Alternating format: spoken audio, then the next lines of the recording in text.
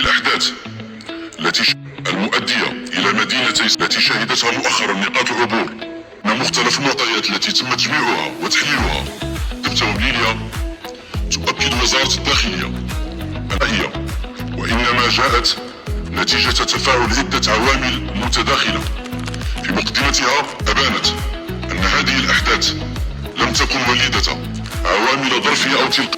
الاستغلال المغرض للفضاء الرقمي وترويج معلومات مضللة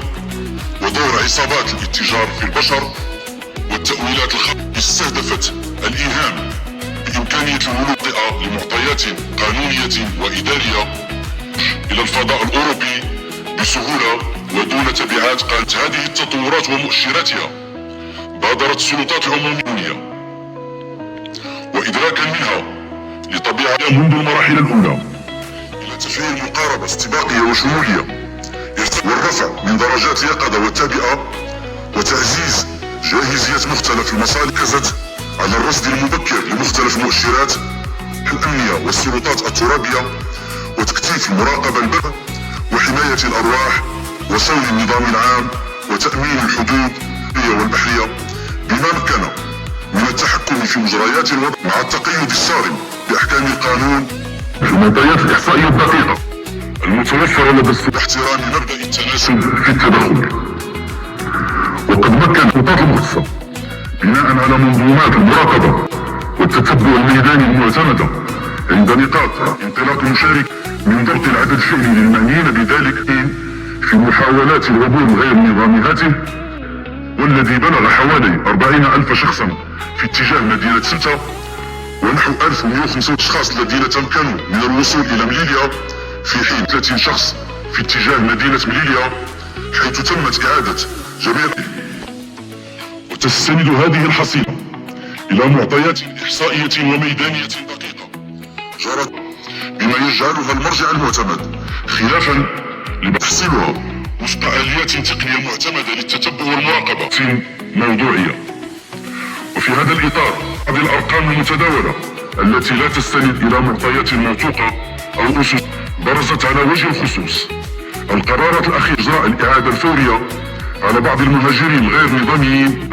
الصادرة عن السلطات القضائية الإسبانية بشأن تقييد إمكانية في ظل ما صاحبها من تأويلات مغلوطة وتداول مضلل إلى ترسيخ قناعة الذين يتم اعتراضهم في عرض البحر. وقد أفضت هذه القرارات لدى بعض الراغبين في العبور بإمكانية تفادي الإعادة الفورية، وهو ما أسهم في بروز نمط أوحد من محاولات الهجرة الغير نظامية قوامه العبور سباحة باعتباره الوسيلة التي اعتقد البعض أنها توفر فرصا أكبر لحفلات من الإعادة الفورية. وفاة عرضية واحدة إثر السقوط من منطقة صخرية مجاورة وأسفرت هذه الأحداث إلى حدود الساعة عن تسجيل حالة مدينة سمتة إلى جانب 10 حالات وفاة ناجمة منفصلة التي تقل عن 70 مترا ومحدودية عمق الغرق. ويكشف هذا الواقع أن قصر المسافة من مترين والندى لدى عدد من المشاركين شعورا مضللا بسهولة العبور النسبي الذي لا يتجاوز في بعض النقاط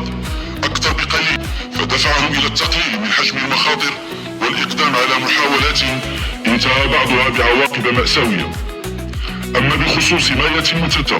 فإن السلطات المغربية تواصل في إطار التعاون والتنسيق الرسمي مع نظيرتها دولة بشأن تسجيل حالات وفاة أخرى بمدينة إسبانيا عملية تحقق من صحة هذه المعطيات ومن العدد استكمال الإجراءات القانونية والإدارية والإنسانية الواجب الفعلي للأشخاص المعنيين وهوياتهم وجنسياتهم وذلك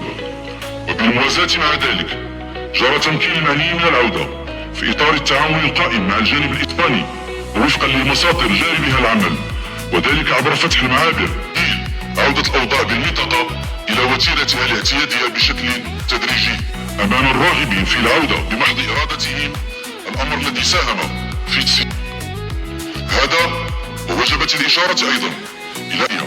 فتح أبحاث قضائية بشأن مختلف الأفعال والوقائع المرتبطة والكشف عن المسؤوليات وترتيب الآثار القانونية وفقا بهذه الأحداث، وذلك من أجل تحديد جميع الملابسات على أن تدبير ظاهرة الهجرة لا يمكن وزارة الداخلية التأكيد أن يتم إلا في إطار مقاربة أن النيابة العامة المختصة باشرت في إطار اختصاصاتها القانونية شمولية قائمة على المسؤولية المشتركة والتضامن على أن المملكة المغربية ستظل كما عهدها شركاؤها شريكا موثوقا ومسؤولا ملتزما بتعزيز التعاون الفعلي وتقاسم الآباء، فإنها تشدد من التنسيق الدولي في مجال مكافحة الهجرة الغير موجود في اتخاذ كل التدابير اللازمة لحماية النظام العام وصون أمن الحدود وضمان سلامة الأشخاص والممتلكات النظامية والاتجاري في البشر، وفي الآن ذاته لن تدخر أي في إطار سيادة القانون واحترام الالتزامات الوطنية والدولية للمملكة.